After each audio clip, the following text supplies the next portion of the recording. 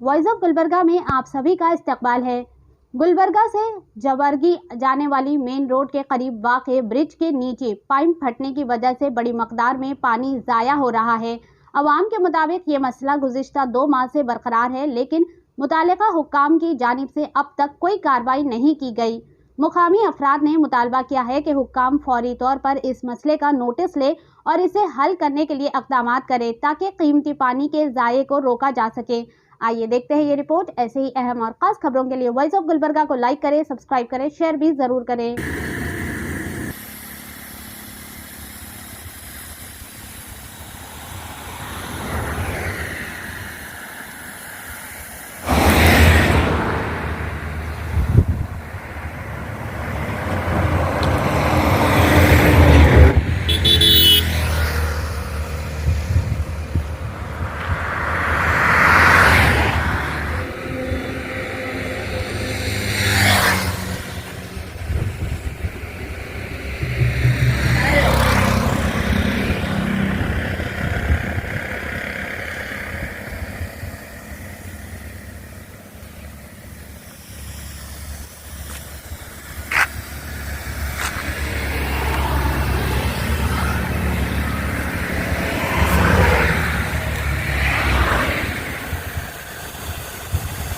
ನಮಸ್ಕಾರ, ನನ್ನ ಹೆಸರು ಸಂತೋಷ್ ತಳವಾರ್ ಅಂತೇಳಿ, ನಮ್ಮ ಕರವೇ ಜಿಲ್ಲಾ ಅಧ್ಯಕ್ಷೆ.